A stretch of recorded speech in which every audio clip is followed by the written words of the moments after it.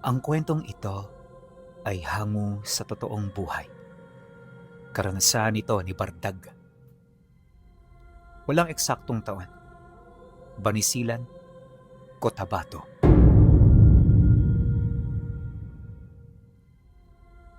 Noong mga panahong ito, kararating lang nila Bardag sa Banisilan.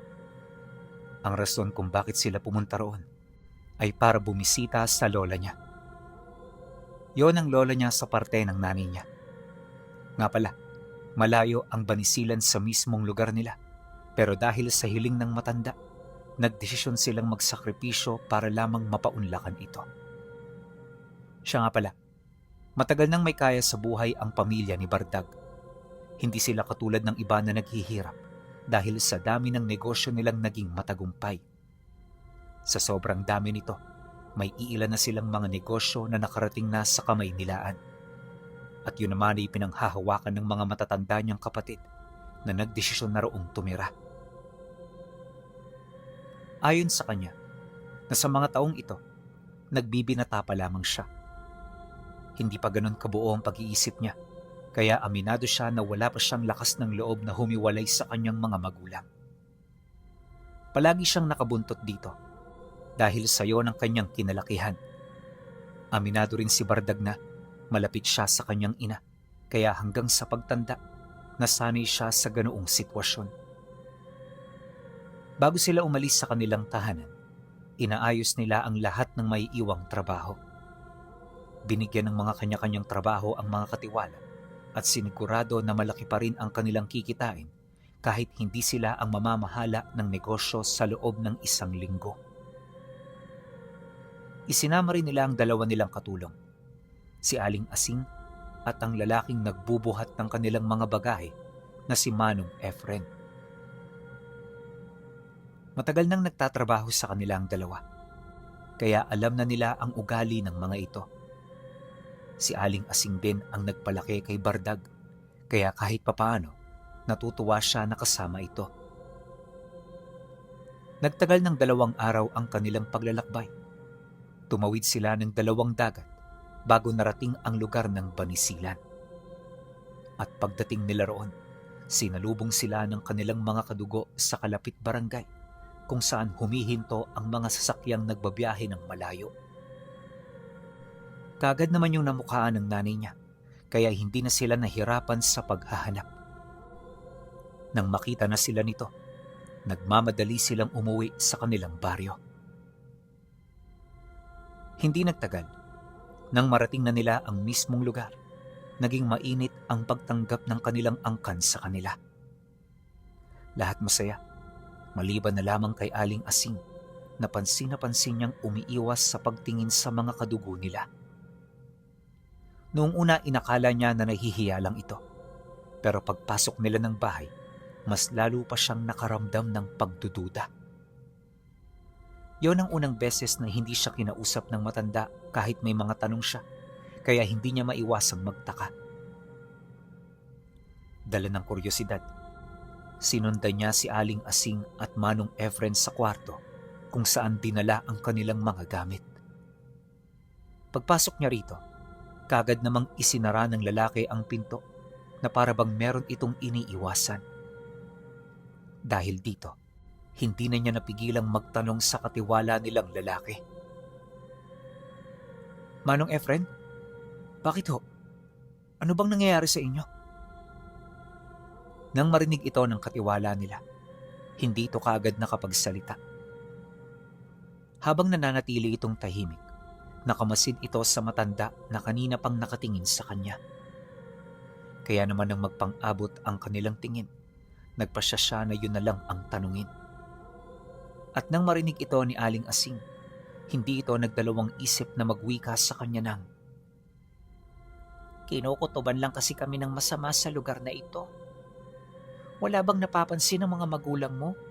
O kahit ikaw, wala ka bang napapansin?" Wala naman ho." Pagkasagot niya, hindi na umimik ang matanda hanggang sa pumasok na ang tatay niya. Nag-aktong mga katiwala nila na abala sa pagliligpit, kaya hindi niya na yun naitanong sa tatay niya. Akala niya walang kahulugan ng kakaibang ipinakita nito sa kanya. Ngunit lingid sa kanyang kaalaman, ang kalbaryo ay malapit nang dumating. Pagkaraan ng unang gabi, walang nangyari. Ang kanyang ama at mga pinsan nito ay inabot ng hating gabi kakainom ng alak habang nag-uusap sa mga kalagayan ng kanilang mga buhay. Kinabukasan, dala ng matinding pagod at dami ng ginawa, tanghali na nagising ang kanyang mga magulang. Dahil dito, kung kaya't nagkaroon sila ng pagkakataon ng dalawa nilang katiwala na makapaglibot-libot. Naging normal naman noon si Aling Asing Pinuno, kaya hindi niya na ito tinanong ukol sa mga nabanggit nito sa kanya noong nagdaang gabi. Sa isip-isip niya, baka dahil lang ito sa pagod ng matanda, kaya ito nakapagsalita ng ganon. Ngunit, pagtungtong ng hapon ng inutusang tumulong si Aling Asing sa paghahanda ng kanilang hapunan, napansin na naman niya na napakasama ng titig nito sa mga kadugo nila. At sa hindi malamang dahilan, ganon din ang ginagawa ng kanilang mga kadugo.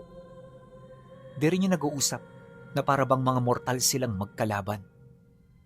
Dala ng kuryosidad ni Bardag, nagpasya siya na kaagad itong ipagbigay alam sa kanyang ina. Subalit nang marinig nito ang sinabi niya, hindi ito gumawa ng paraan para masolusyonan ang problemang nakikita niya. Inakala niya talaga noon na palulusutin ito ng kanyang ina, pero kinagabihan, pagkatipo nila sa kanilang silid, nadatnan niyang kinakausap ng nanay niya ng masinsinan ang kanilang katiwala. Naroon din noon ang tatay niya, tahimik na nagmamasid sa sulok. Ayon sa kanyang ina, hindi maganda ang ipinapakita ng dalawa. Kailangan nila itong baguhin at kailangan nilang makisama habang sila'y naroon. Mariin din itong inilahad. Hindi ang nilalang na kanilang inaakala ang bawat miyembro ng kanyang pamilya. Ngunit nang marinig ito ni Aling Asing, bakas sa mukha nito ang animoy pagdududa. Kalaunan, bahagya itong napatayo habang nagwiwika sa kanyang inanang. Ipagpaumanhin niyo na ho, ngunit hindi mababago ang kilos naming ito. Alam niyong albularya ako at alam niyo kung anong pakiramdam ko kapag ako'y napapalibutan ng mga ganito. Kung sana sinabi niyo sa akin kung saan tayo pupunta, nakapaghanda sana ako. Hindi mo na kailangan maghanda, Asing. Huwag ka mag-alala. Hanggat nasa pudar kita, walang kahit na sinong gagalaw sa iyo rito. Magtiwala ka sa akin at ganun din sa pamilya ko. Mabilis lang ang 1 linggo, kaya para malagpasan natin to ng walang nangyayari, kailangan mong makisama. Pagkatapos nito, ipinapangako ko na hindi na tayo babalik dito. Dahil sa sinabi ng nanay niya, wala namang nagawa ang matanda kundi ang sumunod. Inakala rin nito na kaya nitong pakisamahan ng lahat, pero isa itong malaking pagkakamali.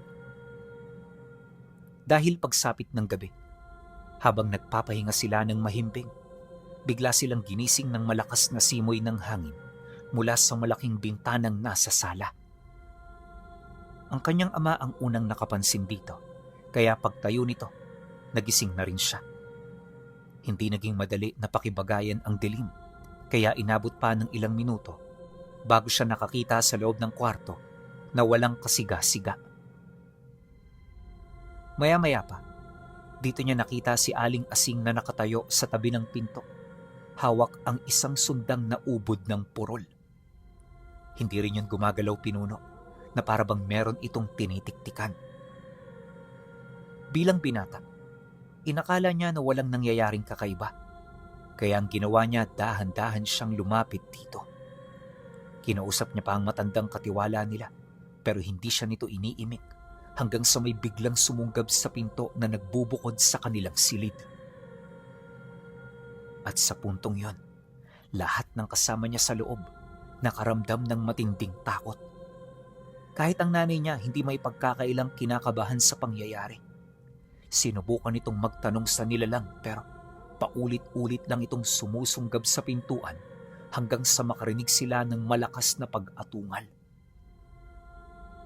Pagtigil ng atungal, biglang kumaripas ng takbo papalayo ang nilalang, sabay lundag sa bintana kung saan ito pumasok. At nang makalayo na ito, dito niya narinig ang kanilang mga kadugo na umaangin habang pumapalibot sa silid kung saan sila naroon. Maya-maya pa, may narinig silang garugal na tinig ng isang matandang lalaki na nagwiwika sa kanila ng, Kara anak, ayos lang ba kayo dyan? Naitaboy na namin ang tampalasan. Ligtas na kayo. Nang marinig ito ng nanay niya, ito na mismo ang nagbukas ng pinto. Si Aling Asing naman noon, dali-daling nagtago sa pintuan ng malaking aparador. Hindi ito tumingin sa kanilang mga kadugo na para bang meron itong iniiwasan. Pagbukas ng pinto, dito niya nakita kung ano ang iniiwasan ng katiwala nila. At yon ay ang mga mata ng lolo niya nakakulay ng dugo. Ito ang kauna-unahang pagkakataon na makita ni Bardag ang kanyang lolo na para bang isang mabangis na hayop. Na walang maamong mukha nito at ang balat nitong kulukulubot biglang umunat at nagkaroon ng hulma. Yun bang parang bumata ito ng ilang taon? Nakakagulat man ang kanyang mga nakita, alam niya na hindi siya pinaglalaruan ng kanyang paningin. Dahil kagaya ng lolo niya, ganon din ang nangyari sa lola niya at mga tiyuhin niya. Nagbago lang din ang anyo ng mga ito nang sindihan na nito ang gasera ng bahay. Makalipas pa ang ilang minuto, inanyayahan sila nitong magtungo sa sala para mapag-usapan ang mga nangyari. Naghanda na rin ito ng mga pagkain at inumin nila upang hindi sila antukin. Pagdating nila roon, kagad silang umupo at natahimik. Walang kahit isa sa kanila ang naglakas loob na magsalita, na para bang hinihintay nilang maunang magwika ang panig ng kanyang ina. Kaya naman nang mapansin ito ng lolo niya, hindi na ito nagpaligoy-ligoy pa. At sa harapan nilang lahat, inamin nito ang sikreto ng pamilya. Malamang lahat kayo ay nagtataka sa mga nangyari. Ang lumusob kanina sa ating bahay ay walang duda na isang aswang. Ngunit ang aswang na ito ay hindi natin kaibigan. Sila ay matagal ng kaaway ng ating angkan. Hindi sila basta-bastang pumaparito ng walang dahilan, kaya ang pagsalakay nila ngayong gabi ay may kaugnayan sa inyong pagdating. Kara, hindi ko kayo pinapunta para lamang bumisita sa iyong ina. Kaya kayo nandirito ay para makilala ng asawa at mga anak mo ang angka na iyong pinagmulan. Huwag kang mag-alala. Wala akong balak na gawin kang katulad namin. Masaya ako sa iyong narating at hanggat nabubuhay ang bawat isa sa amin, patuloy namin niyang pagbibigyan ng paggalang. Dagdag pa nito na, hindi nila inaasahan na matutunugan sila ng angka na kaaway nila, kaya maging sila man ay nagulat sa mga nangyari. Ngunit bago pa man lumala ang lahat, inilahad nito na pipigilan nila ito gamit ang lakas ng bawat isa sa kanila. Matapos naman yung sabihin ng lolo niya, dito na rin ito inihayag ang tungkol sa mga kaalaman nito pagdating sa mangkukulam na kanilang kasama. Alam nitong mangkukulam ang katiwala nilang si Asing na nagtataglay ng aral ng kanan. Nabanggit din ito na nung una pa lang niyang makita ang matanda, nasilaw na siya sa dami ng karga at bakod nito sa katawan. Gayunpaman, pinakibagayan pa rin nila ito dahil kasama yon ng kanyang anak. Nang marinig naman ito ni Bardag, nagulat siya sa kanyang mga nalaman. Sa tagal na kasi nilang pagsasama ng matanda, hindi niya inakala na isa itong taong may likas na kapangyarihan at kaalaman. Dito na rin niya napagtanto ang mga dahilan kung bakit yun nagtatago at umiiwas. Hindi nagtagal, nagdesisyon na ang matanda na tawagin ang katiwala nilang tinutukoy nito. Kaya naman nang marinig ito ng kanyang ama, hindi ito nagdalawang isip na bumalik sa kanilang silid. At paglabas nito, kasakasama na nito si Aling Asing. Nakayuko lang ang matandang yun, tahimik na nakabuntot sa kanyang ama at parang walang balak na magsalita. Pag-upo nito sa harapan ng lolo niya, kitang-kita niya ang pangangatog ng tuhod nito. May mga binabanggit na rin itong dasal sa kanyang bibig, ngunit nakapagtatakang hindi niya ito kayang bigkasin ng malakas. Asing, tama ba? Huwag ka nang mag-aksaya ng enerhiya sa pagtataas ng bakod at puder mo sa katawan. Hindi mo naman yan magagamit dahil lahat ng naririto kakampi mo. Wala kaming gusto sa pagpapatawag ko sa iyo. At kaya lang naman kita kinaharap ay para mabigyang linaw kung sino ang kaaway at kaibigan mo. Dahil sa sinabi ng lolo niya, bigla namang napaangat ang ulo ng katiwala nila. At sa kauna-unahang pagkakataon, tumingin dito si Aling Asing. Pagpang-abot ng kanilang tingin, pansin pa rin niya ang kaba ng matanda. Pero hindi na ito katulad ng dati. Hindi nagtagal. Nagtanong ito sa lolo niya ng, "At sino naman ho ang kaaway nating tinutukoy ninyo?" Walang kaaway sa loob ng bahay ko. Ang ating kaaway ay yung aswang na sumalakay kanina. Anak yon ng kapatid ko sa ina. Malamang sa malamang, nabalitaan niya ang tungkol sa inyong pagdating. Sinasabi ko na sa iyo to para hindi tayo magkagulo at para hindi ka magkamali sa mga desisyon mo. Alam ko ring hindi madali na magkaroon ng kaugnayan sa mga katulad namin, kaya ikaw ay kinakausap ko ngayon bilang isang taong kauri mo. Matapos itong ilahad ng matanda, tumangulang naman si Aling Asing habang dahan-dahang iniyuyuko ang kanyang ulo. Pagkatapos, isiniwalat ng lolo niya ang istorya sa pagitan ng kaaway nilang angkan. Ayon sa matanda, nagsimula ito noong nagkaroon ng panibagong kinakasama ang kanyang ina. 3 dekada na ang nakakaraan. At ang dahilan kung bakit nagkaroon ito ng ugnayan ay dahil sa napaslang nito sa duelo ang kanyang ama. Magmula noon, kinuha nito ang kanilang ina bilang premyo. Hindi nila sinubukang bawiin ito dahil labag ito sa kanilang batas. Kaya kahit may matinding puot laban sa nilalang na yon, natutunan nila na tanggapin na lamang ang masalimuot na nangyari at tadhana. Sa loob ng 3 dekada, hindi sila gumawa ng kilos na ikagagalit ng angkan ng kaaway nila. Inamin din ng lolo niya na hindi pa sila nagkakaroon ng direktang komprontasyon, pero may mga pagkakataon na may nangyayaring labanan sa pagitan nila at mga kadugo nito. Kaya naman kahit kapwa nila ito aswang, hindi sila rito nagtiwala. Pinanday nila ang kakayahan ng bawat isa upang sa pagdating ng panahong muling mananakop ang mga ito, nakahanda na ang angka nila. At dahil sa ganoong sakripisyo, kung kaya't kinilala sila ng taong pumaslang sa kanilang ama. Makailang beses na itong sumubok na makipag-usap, ngunit hindi ito pinauunlakan ng lolo niya. Hanggang sa nagkaroon na ng mga pagbabanta. Ngunit ang mga bantang yon ay nanatiling salita. Dumaan ang maraming taon. Walang naganap na pagkilos laban sa kanilang pamilya. Kaya naman hinayaan lang nila ito. Gayunpaman, hindi maipagkakaila na araw-araw silang nagsasanay at naghahanda. Naghihintay ng panahon kung kailan darating ang malaking dagok. Matapos nitong mailahad sa kanila ang katotohanan, kahit si Aling Asing ay nagulat. Hindi nito sukat akalain na may mga ganun palang bagay na nangyayari sa pagitan ng mga nilalang ng kadiliman. Bagaman hindi ito gaanong nakumbinsi sa sinabi ng matanda, hindi nito maipagkakaila na totoo ang mga sinasabi nito.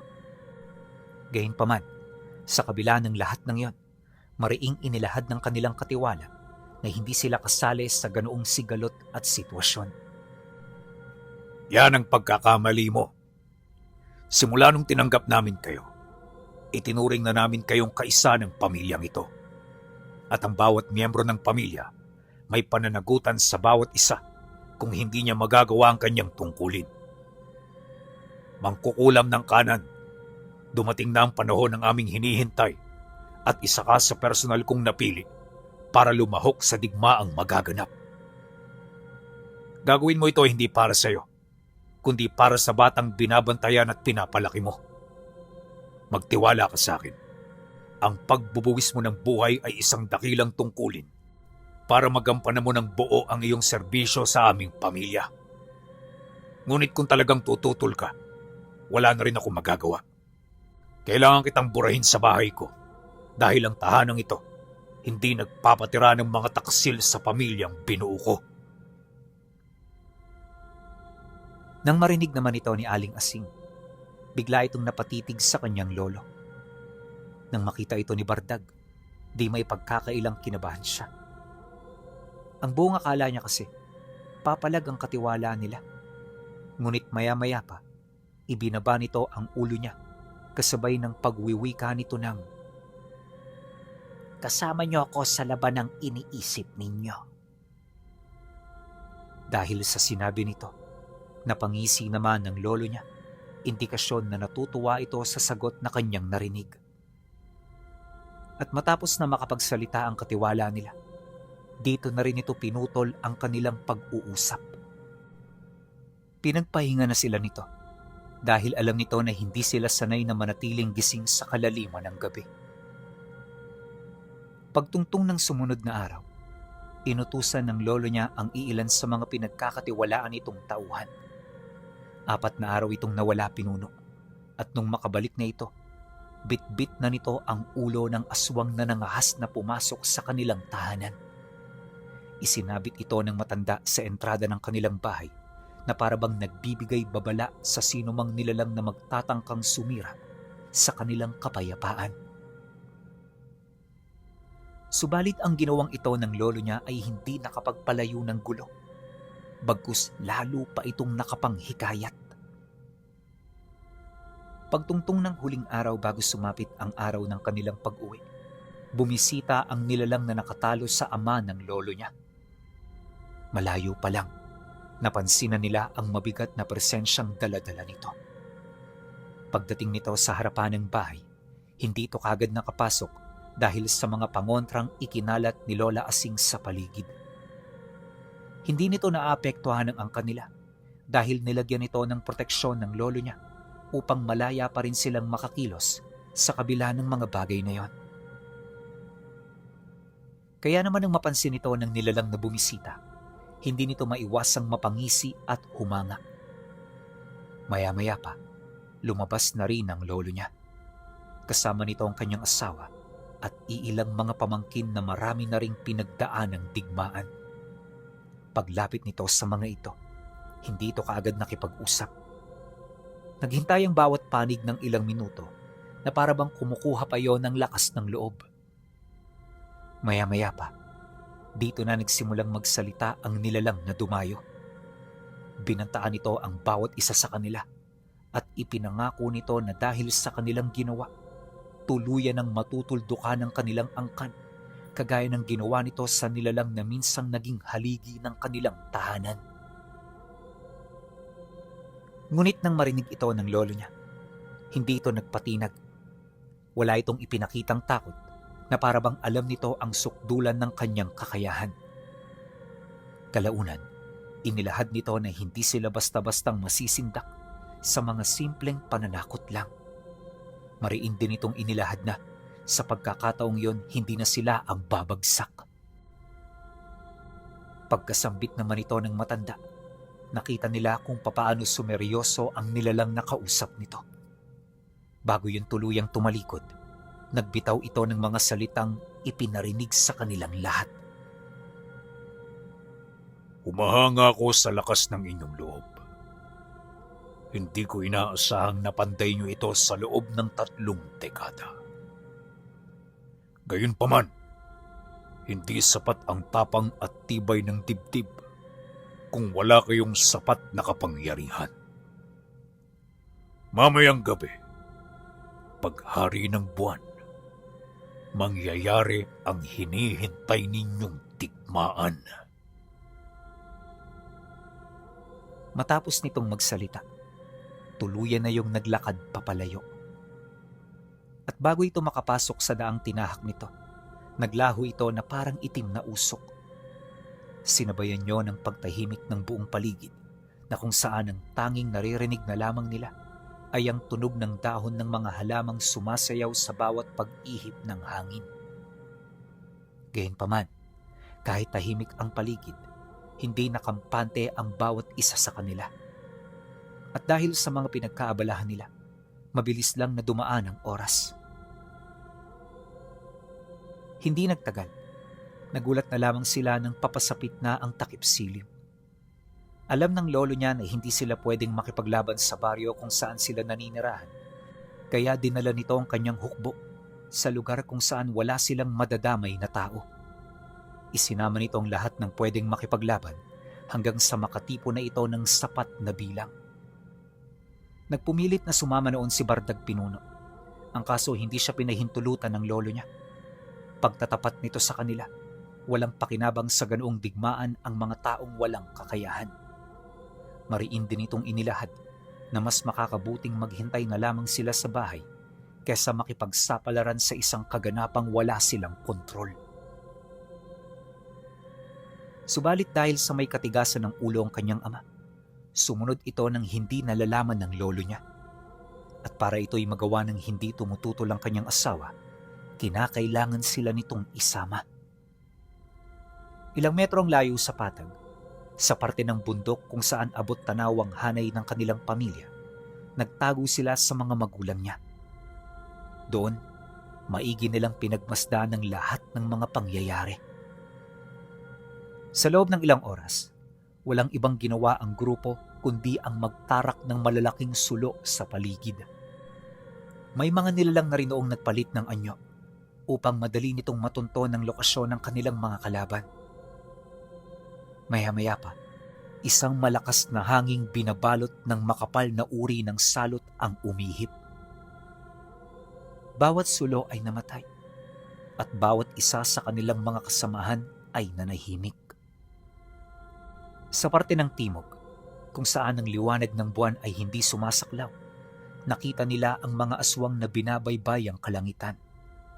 Mabilis itong lumilipad hanggang sa makarating ito sa lugar kung saan sila naroon. At paglapag nito sa lupa, para itong mga hayop na nagwawala. Bawat isa ay gusto nang sumugod sa kanila, ngunit parang may kung anong hindi nakikitang tanikala ang nakabigkis sa kanilang mga paa.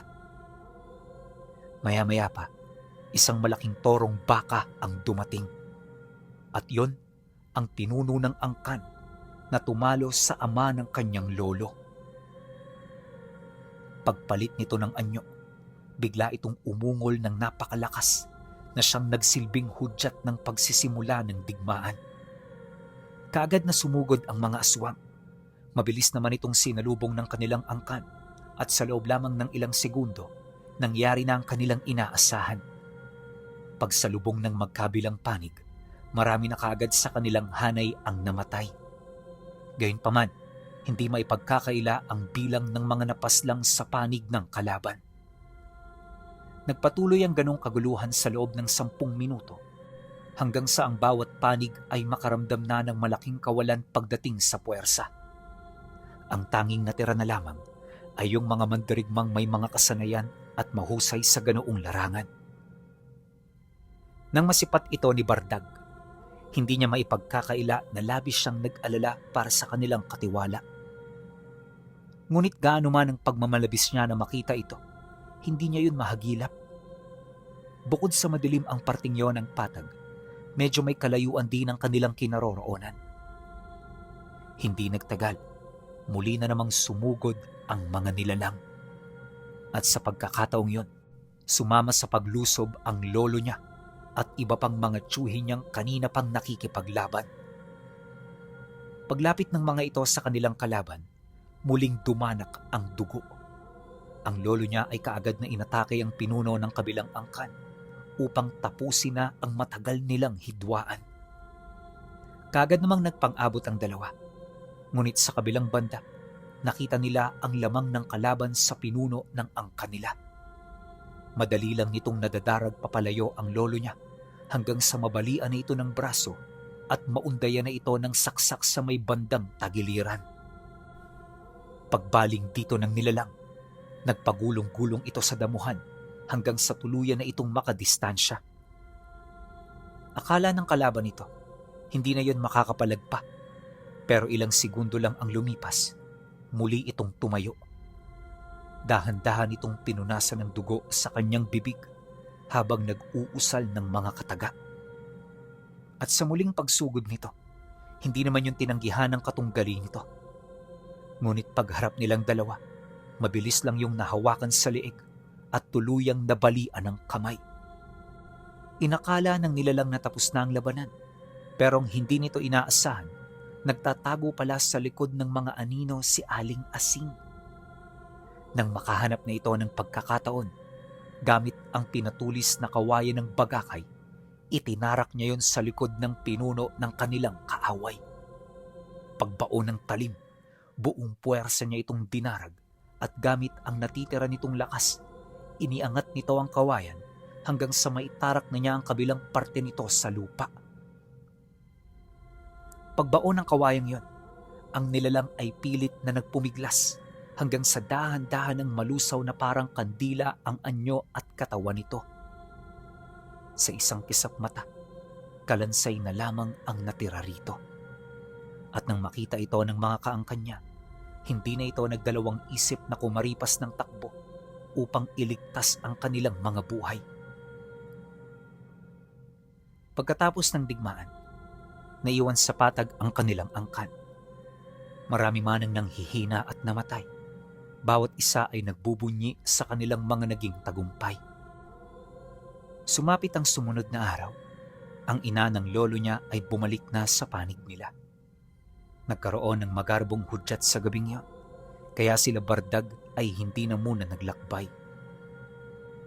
Inabot pa sila roon ng 3 araw bago sila nagdesisyon na umuwi. At nang makabalik na sila, hindi na nila nakalimutan pa ang kanilang mga nakita. Malaki ang naging utang na loob nila kay Aling Asing, kaya lahat ng mga pamangkin at kamag-anak nito ay itinuring na rin nilang pamilya. Magmula noon, mas lalo pa silang pinagpala hanggang sa dumating na ang puntong magkaroon na rin siya ng sarili niyang pamilya. Ngunit tumanda na't lahat-lahat si Bardag, sadyang hindi niya pa rin magawang makalimutan ang tungkol sa kabayanihan na ginawa ni Aling Asing, ang nagbigay tuldok sa digmaan ng 2 angkang aswang.